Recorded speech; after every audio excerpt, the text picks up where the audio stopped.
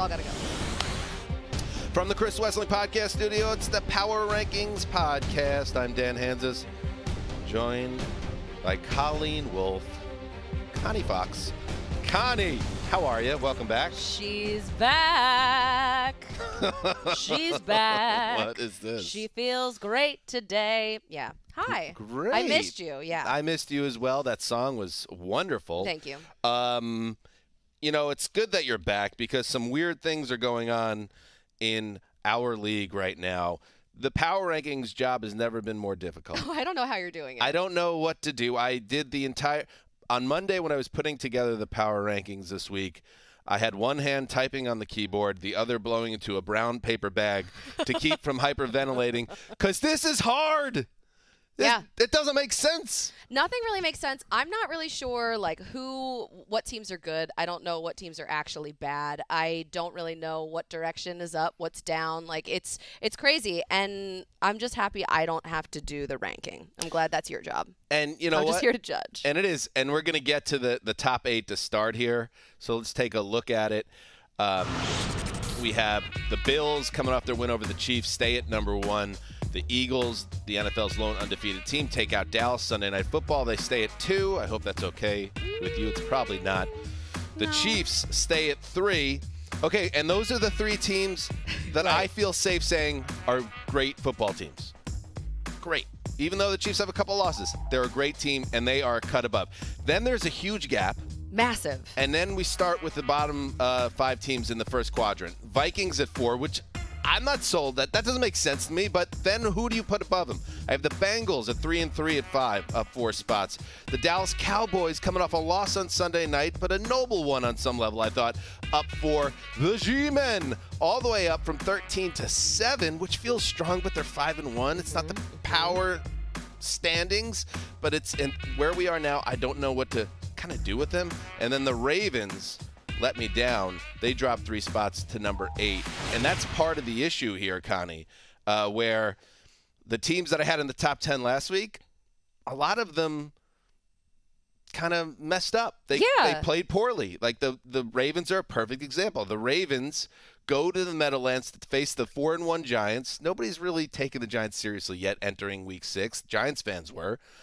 And then they let a lead get away. So the Ravens made total sense as a number 4 team, but instead I have to drop them, and it's the Vikings that I have at number 4. So let's start with them. They're 5-1, but again, power rankings, not power standings.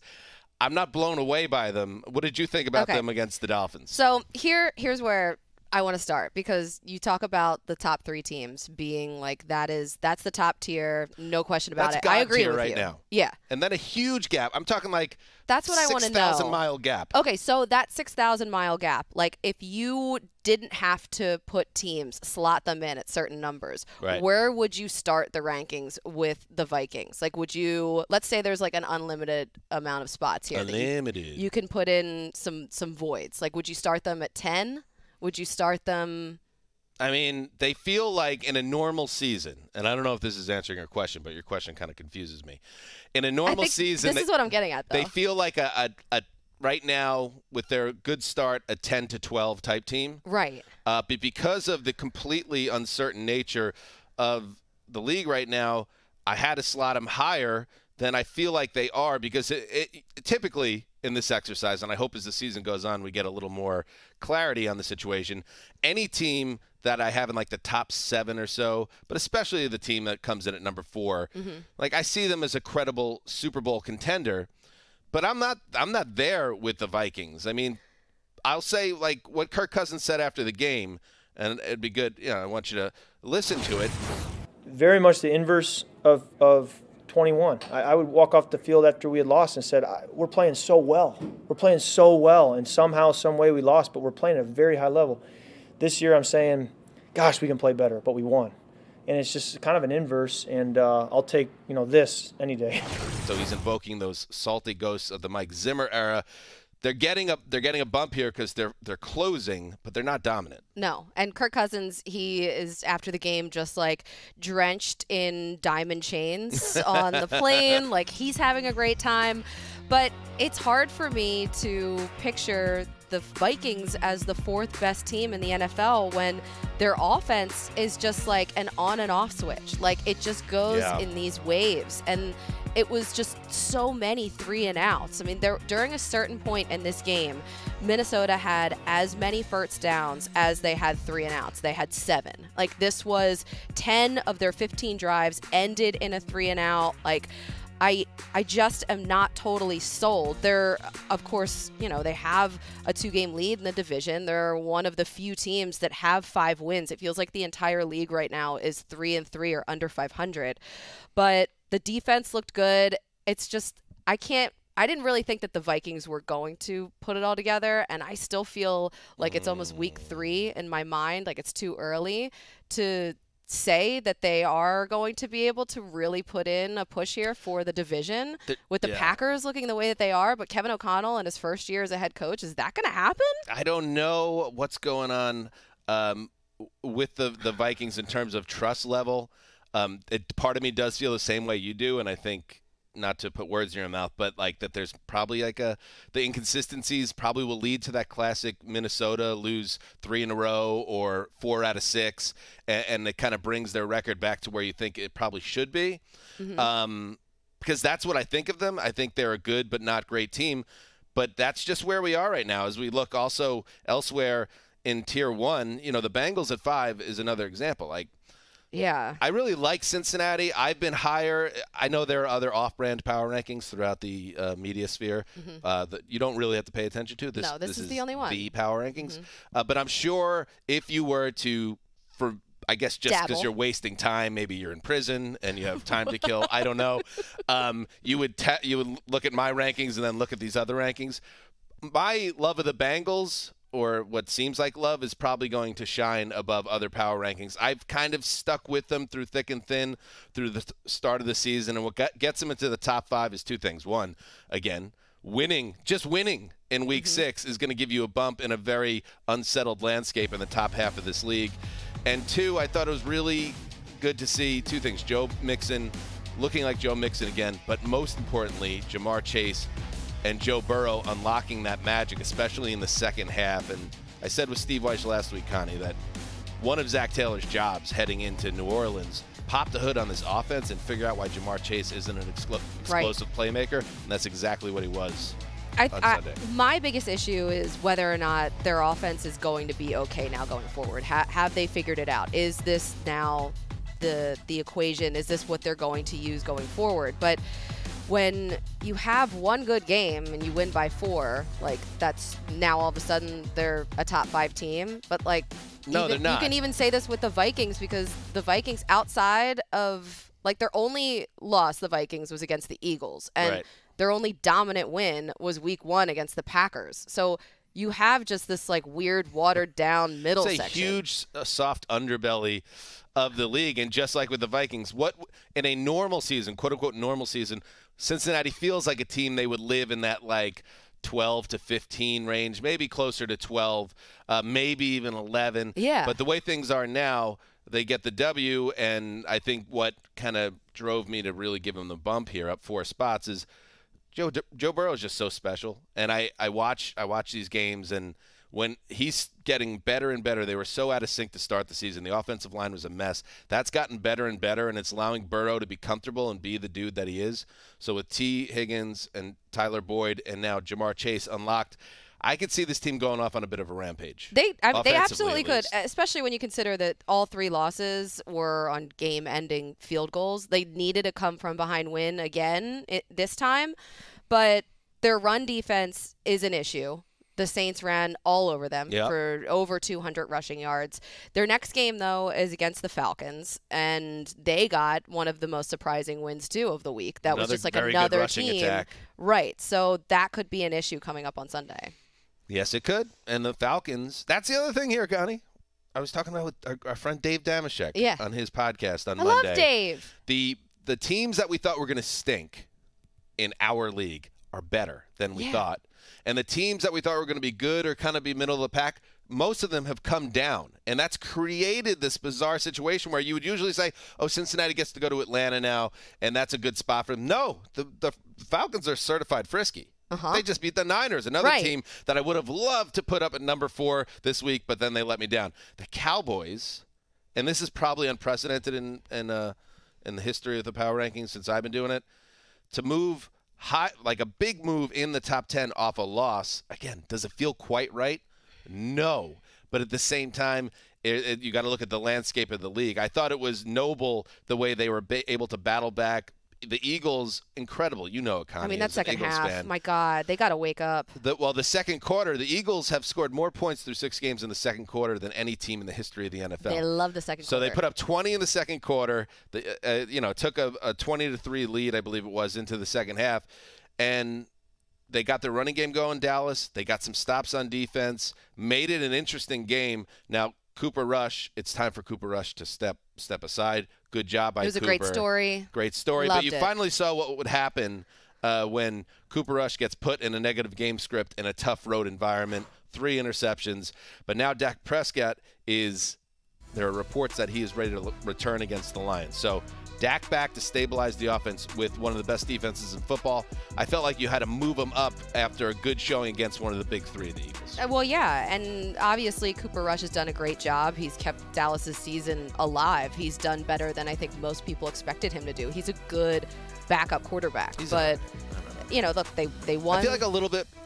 I feel like if you watch these Cooper games, and I know you're out now, or you're just I mean, I feel like he did his job.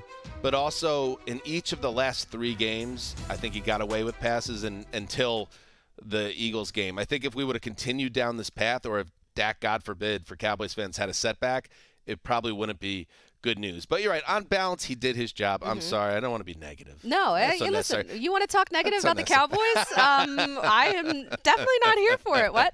But I think, too, speaking of run defenses that have had some issues, when the Eagles took over in the 4th for that game-sealing drive that they had, I mean, they ran 10 times on that drive. Every third down was more than manageable for them. Like, 4 out of the last 6 games, the Cowboys defense have allowed over 120 rushing yards. So they have the Lions and the Bears up next, and both of those teams have top 10 rushing offenses. That could be a major problem, but they are playing their next 4 games against the NFC North. So that could also help. In an uncertain league, that's a pretty soft landing space right now. The team right behind the Cowboys is the Giants, who have lost 1 game this season to the Cowboys. The Giants. What are the Giants? It is time for Power Moves presented by Energizer. They're up 6 spots to number 7. If you look at the season rank trajectory, great work by Drew Christensen, our editor, producer who does incredible work. They started at 28. I'm just going to go through week by week as the old Zeuser has been trying to figure out the Giants being really good for some reason. Right, they're 5-1 right now. 5-1. They went from 28 to start the season, 21, 19, down to 22 after the Cowboys lost in week 4, 19, 13, 7. They just hang around, Connie. You really didn't want to take them out of that ground that they were in, that late teens, early 20s. Yeah, quote unquote normal year. Yeah. They're like a 12 or 13 mystery team for me. Mm-hmm. But in this year, they keep winning. They keep beating teams that I like the Ravens. Another great performance, especially late, forcing 2 turnovers of Lamar, getting the go-ahead touchdown, of course, from Saquon Barkley. And again, every game ends, Connie, with Brian Daboll, a shot from the cameras. Freaking out. Coming off the sidelines, pumping his fist, pointing to his parents or whoever in the crowd, and everybody slapping him on the back. I know you don't like the Giants either as an Eagles fan. Listen, but kind of a nice story here in the Meadowlands. I'm fair. I'm balanced. I will give what a pro. People props when they deserve it. And this is so hard for you even to say these No, things I'm not. I'm serious. Your mouth. The Giants have been fun to watch, and I'm going to get strike me down now. Watch out. But bolt of lightning, just the skeleton next to me in the studio, and ashes. It's true. I am guilty of watching Wink Martindale and the defense looking really good, especially against Lamar Jackson and his former team, and you know that he just wanted that win so bad, and somehow this offense they're creatively making it work, and they don't have any receivers. They just have Saquon.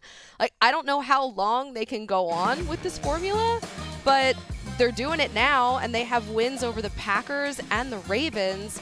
So then it's kind of well, should they be higher, or are we not using the Packers as a measuring stick anymore? Where does that fall? I think it's fair to ask. I think, again, as the season takes shape and we understand how unpredictable this whole thing is, a team like the Giants, well coached, with a superstar running back, an improved offensive line, and a defensive coordinator who's getting the very most out of his defense, that's going to win games in a league with a lot of teams that are kind of in the middle. They're going to win a lot of close games this year. I don't think that's fluky. I'm kind of buying in now that this could be, a 10-11 win Giants team. So that's why they are where they are. And the Ravens, by the way, what are we doing, Ravens? My God. What? They are up to 3 losses in which they had led by at least 10 points at some point in a game. That matches a team record. It's week 6.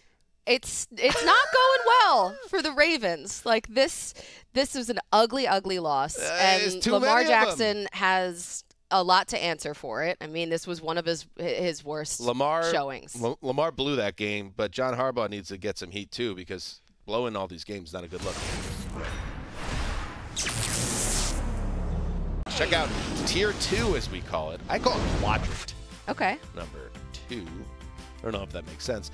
Buccaneers at 9, down 3. There's something off in the mix down in Tampa. Very off. The Chargers, I don't know what to do with the Chargers. Chargers, another one. Beat up on Denver on Monday Night Football, and maybe even I'll slide you up at 4-2 to the number 4 spot, but not even close. The defense was fine, but the offense, ugh. Dustin Hopkins, though. Niners down 7-11, which might seem like a big drop, but there's a lot of injuries to that defense that are now really affecting the bottom line. Rams up 3 with a win over the Panthers. The Jets, my Jets, up 4. I thought I showed some good discipline here, not to go too nuts after beating the Packers in Lambeau. All the way up to 13. Titans down 3-14 on a bye. Tough luck, but things are weird right now. Packers down 7-15, which is as low as they've ever been since I've done this in 4 years. And the Raiders also sitting on a bye. They just get shifted a little bit due to I was wondering about that. I was wondering how machinations or machinate. I think it's machinations, I think. But anyway, I was wondering how you approach bye weeks in your rankings. Now that we had the first bye weeks last week, another one obviously this week. What happens? This once again shows the instability of NFL right now. That usually, almost always, with a bye week, I never move a team. I either lock them into their spot, or they get drop one or raise one. Based on what's going on around the team. But things are so strange now and fluid that bye weeks teams are moving around, which is an unintended after effect of a very strange football season. You kind of told me at the beginning of this season about your number 13 slot, right, and how that is just like a weird kind of mystical place for teams to be. You don't really know what that team is, but I feel like just the full middle of your power rankings are the number 13 team. There's a lot of I stuck we'll get to the Jets in a second. Let's start with the Bucks. Okay. The Bucks are at 9. There's a lot wrong with the Bucks, who just don't seem to have a lot of juice right now. The offense, it's so hard, Connie, for this offense to gain yards and score points, which nobody predicted. They just keep imploding in the red zone. Like, nothing about this offense is tapped in. Like, they're pepper spraying themselves with penalties and mistakes. Like, they can't get out of their own way. Brady can't even get a yard on a sneak anymore. Like, it is. That was kind of like the whoa moment. What is going on here? Yeah. It's kind of weird and sad to watch. And then we saw Tom Brady freaking out on the sideline. I mean, we've seen that before, but now it just seems a little different, knowing what we know about what's going on in his personal life and then seeing his professional life with the way that the Bucs are performing. I don't know what's wrong with the Bucs offense, but him and Godwin are not on the same page at all. There's just so many miscommunications. Yeah, and of course, everything now is being examined with Brady, who goes to Robert Kraft's birthday party turned wedding. A surprise wedding. Surprise wedding. On Friday, misses a team walkthrough on Saturday as a result, and then is uncharacteristically inaccurate in Sunday's game, leading to Todd Bowles having to answer questions about whether Brady's treated different. Well, of course he's treated different. He's Tom Brady, but that's never a good look. So we have a situation with Brady now is sending out tweets about got to be better. We'll be ready to go Sunday. It's not just him; it's other players on the team in the photo. I think his frustration is palpable. You see it. You see the pressure on him. We can't get in his head and figure out what else is going on behind the scenes. But I think you could connect some dots that this has been a very difficult few months for Mr. Brady. And think about what this Tampa offense struggled against. A Pittsburgh defense without T.J. Watt, the reigning Defensive Player of the Year, and without 3 of its starting cornerbacks, and they couldn't get it done.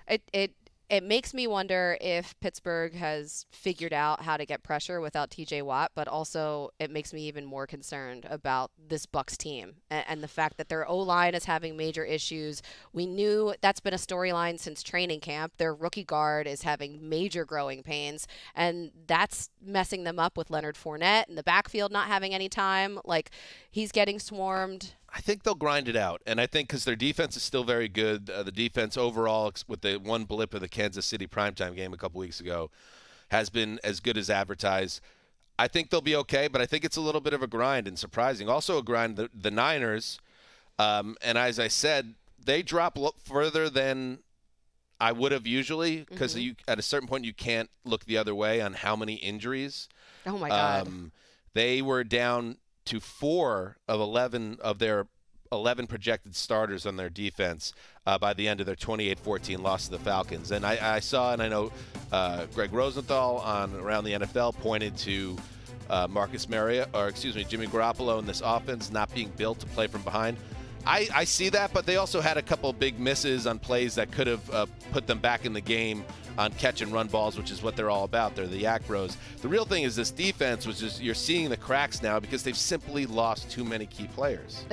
They're just way too wounded right now, and the team is not built to accommodate that whatsoever. Like no team is. No, none. No team is. This is, at the end, like you said, there was only 4 healthy defensive starters to end that game. 11 of 22 starters were missing. Like, this was a mess for them. And when you don't have guys like Nick Bosa and Eric Armstead coming in, like, you're going to give up a season high 28 points to Atlanta, who hadn't been doing anything offensively. No, they looked very competent, the Falcons. In fact, they're a team to keep an eye on in a wide open league. The Packers, as we talked about, the Packers are kind of a mess. They're kind of sloppy. Speaking of Around the NFL, we have a new trope where we track the teams that when things are going bad, either offensive or defensively, go to the media and say, well, it's time to simplify things in their play calling or their scheme. And it's usually kind of a indirect shot, a transparent indirect shot at the coaching staff's ability to lead. I'm not saying there's a uprising afoot in Green Bay. Maybe but there the is, though. frustration is real.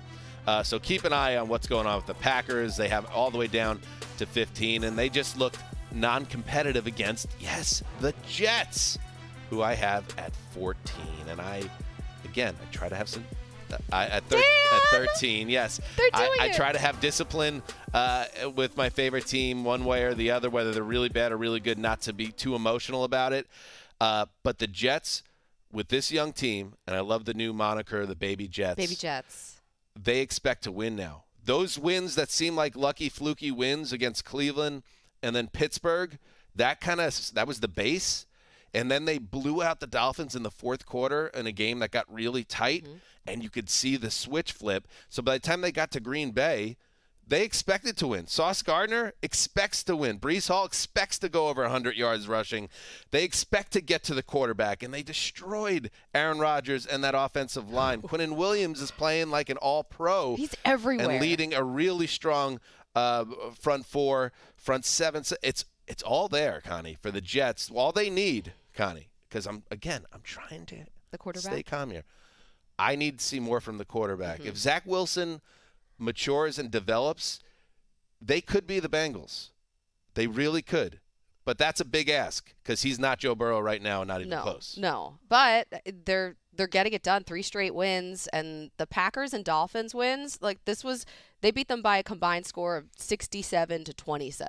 Like, and I just want to say, A lot of Jets fans in my mentions, they're not happy that I haven't picked the Jets. I apologize. This is not a personal thing, but I think now I have to start picking the Jets because I'm starting to believe in them. All right. And Sauce is the one that's making me do it. Like, I love the energy. Oh, the swag of wearing the cheese head, throwing his arms up like he's in Rome at the Coliseum. So good. That came after Breece Hall jumped and did the Lambeau leap after his touchdown run that basically sealed the game. That's swag. That's stuff that we haven't seen as Jets fans since Bart Scott was interviewed by Sal Powell at Foxborough in the 2010 playoffs and said, can't wait. Like, the Jets believe. Yeah. Look out. There were so many aspects of their game that shined. Like, the running game came up huge, as you just mentioned, with Breece Hall. They had 2 rushing touchdowns. The defense was swarming, 4 total sacks. Special teams even got in there with the block punt and a field goal. Like, this was a fun watch. And I feel like a lot of times these teams, people make a little too much about, like, oh, they have that swag. But honestly, that's a lot of times what the secret matters, is. especially with a young team, and they get the Broncos next, who are a disaster on offense and in pass protection, and Russ isn't seeing the field. Am I going to lock up the Jets on the Around the NFL podcast? I just might. All right, let's take a break and hit the back half of the 32 teams of our league. Be right back.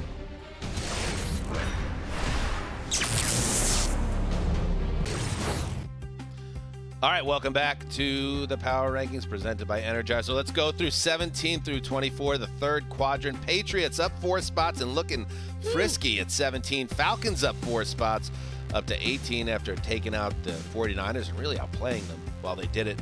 The Saints down 3 spots to 19. Seahawks up 4 spots to 20. The Colts up 7 spots to 21. The Steelers up 5 after Mitch Trubisky saved the day to number 22. The Dolphins down 5 to 23.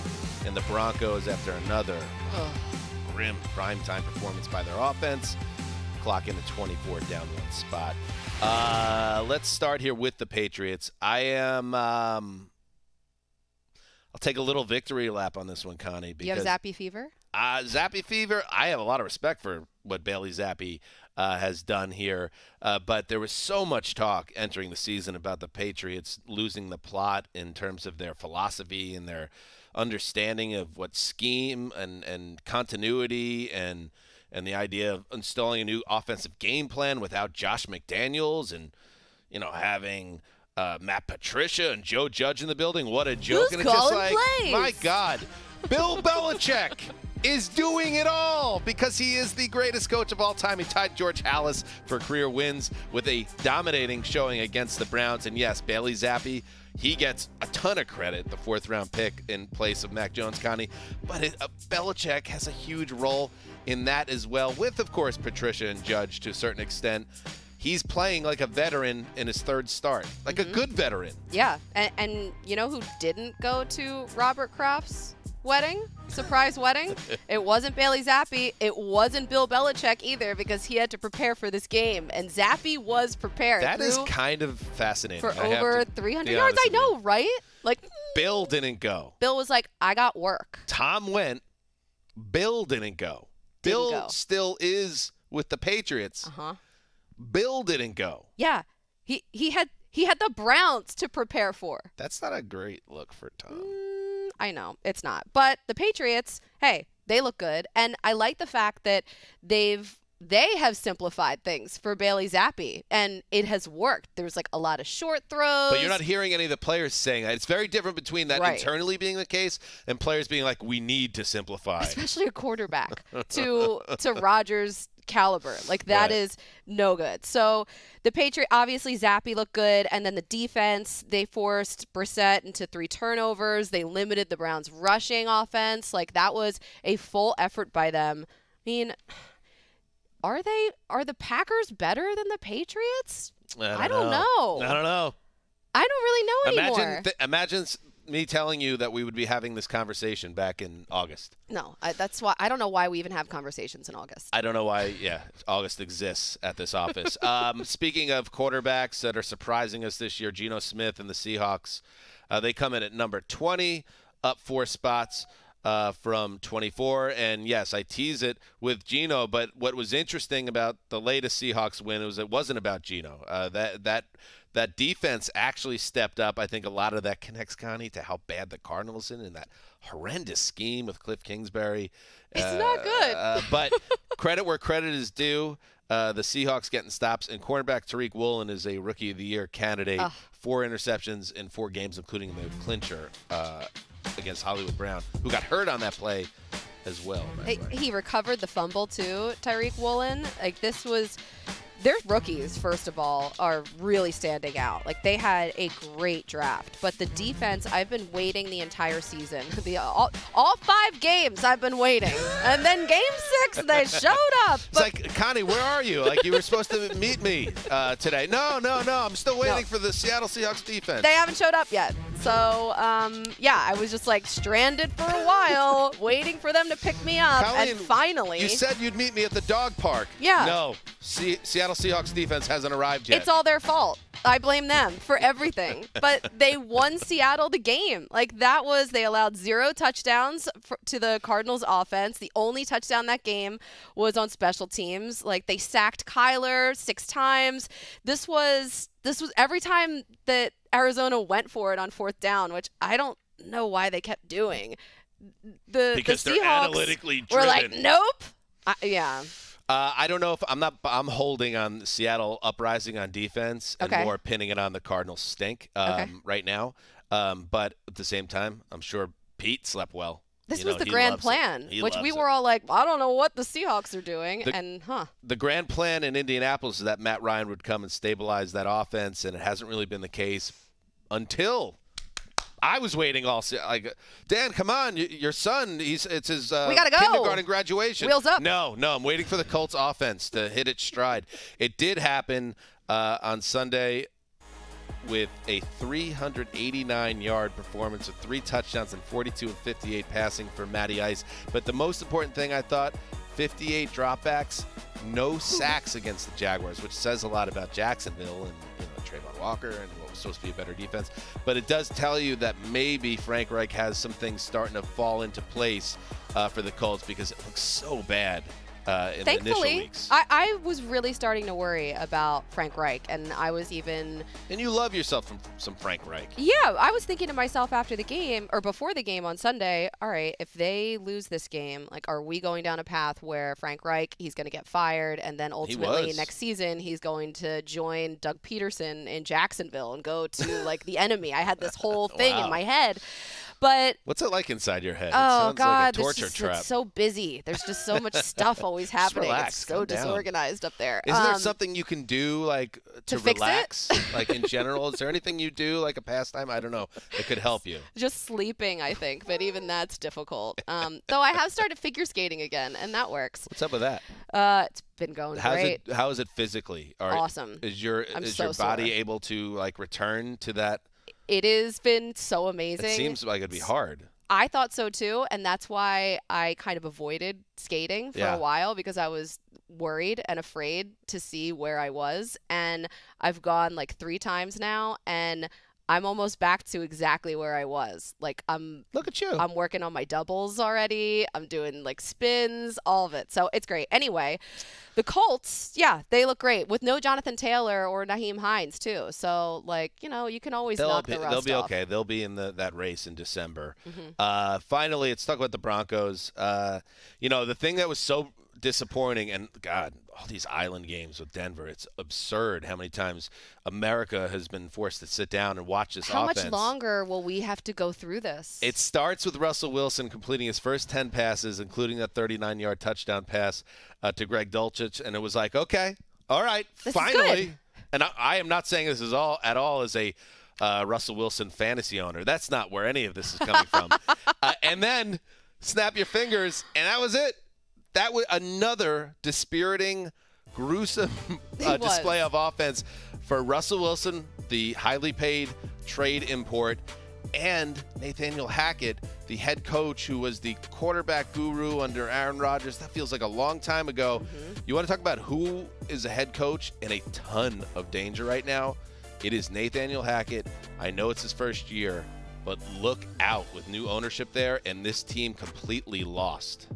This was another Broncos tragedy that we had to watch, and it's just becoming too much. But it is so weird to see Russell Wilson look the way that he does. Like, I thought this was an MVP caliber quarterback who every year we're like, oh, he's never gotten an MVP vote, and look at all the things he can do. He's still in his peak. He's still in his prime. He can make things happen. He's fourth quarter comeback king all the time. I don't know. I was going to say comebacking all of the time, and then the fourth quarter, comeback king all the time. That was good. I told you, there's a lot going on in the brain. It's not all Wilson. Backlog. Everyone wants to put everything on Wilson. A lot of it's on Wilson, and you could even, Troy was calling him out on the ESPN crew for missing some reads that he should have made. But, God, the scheme is really rough, too. Yeah. There's just, Aikman also called out some of the routes that were being run as just being subpar. And those third downs, how many third downs, third and mediums, third and longs, where Wilson takes the snap, and maybe for people that are more like strategically inclined than you could point out that's on the quarterback too. He should have been recognizing certain things. Mm-hmm. But as soon as the ball snapped, there's 4 guys darting at Wilson, and the play's over before it starts.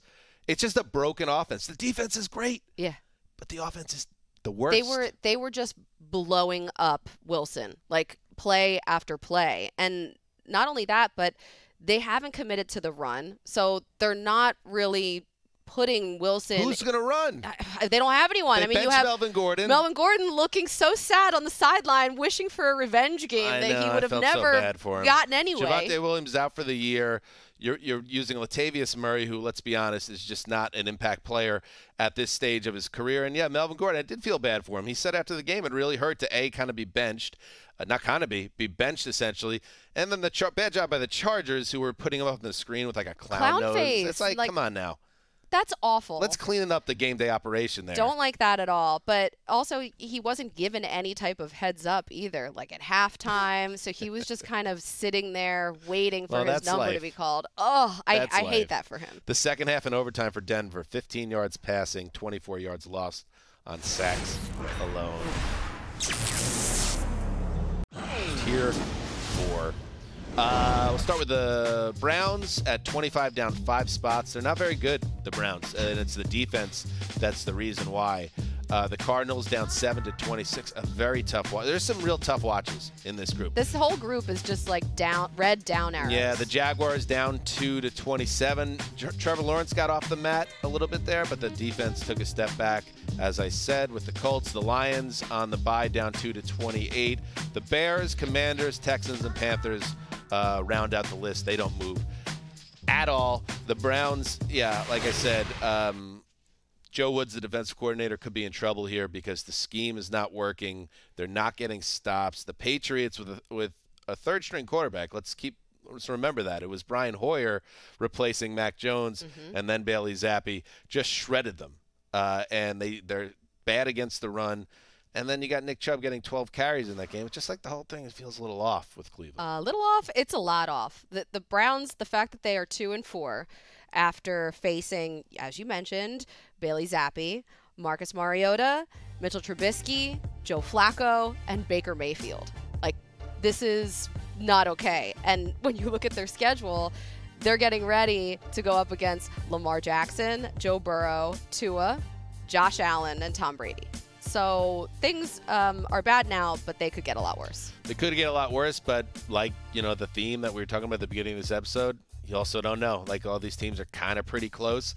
Could they put it together and make some changes? Maybe they need to simplify the playbook on defense and the scheme, and that could get them better. They still have Nick Chubb, who is arguably the best running back in football. Give him the rock. Don't put Jake Brisket at a place where he could be exposed like he was against Bill Belichick, which was something you could see coming from a million miles away. And right behind the Broncos, let's finish up by talking about the right behind the Browns. Let's finish by talking about the Cardinals, who I don't know what they're going to do now. Marquise Hollywood-Brown, as we saw on that interception that iced the game for Seattle, suffers a foot injury that's going to knock him out for multiple weeks. They pivot and trade for Robbie Anderson, and I just got to be honest with you. Oh, my God. I don't want to get on Robbie Anderson, but I don't know if this is a good spot for Robbie Anderson, who's a guy who's known to show his frustration both on the sideline and with his coaching staff when the ball's not coming his way, and now he's going to an offense where they have no idea how to get the ball to their wide receivers. He is a streaker. He's a guy that he doesn't get nude and run on the field. Yeah. Or maybe he has. Maybe I've that's never why seen he was traded. Yeah, but he's a guy that can beat you deep, and that's what they need in their offense. You have Deandre Hopkins. He's coming back this week. But losing Hollywood's a big thing. He was like the only good story on this offense this year. Yeah. Well, they at first feared it was season ending for Hollywood, and hopefully he'll be back 6 weeks. It looks like 4 to 6 weeks, and then when they have DeAndre Hopkins back, I think that will change things because he's such a game changer. But is he though? How much? Honestly, still? at this point, I don't know how much the return of DeAndre Hopkins is going to matter, if it's going to save them that much. Like, there is just too much wrong with this team, and there's not enough talent, I think, to make a difference. That's well said, Connie. And that is a look at the League of 32. And as I said, check it out on NFL.com/power rankings for the full rundown that I put together. It is the big three and a whole lot of let's see. Pretty much. That's where we are. Thank you for everybody for listening and watching. And remember, we're here every Tuesday. Trying to figure this thing out, Connie. Come on. We'll be back. Maybe with more answers. Yeah, maybe. Hopefully. Or probably more questions. Till next week. Later.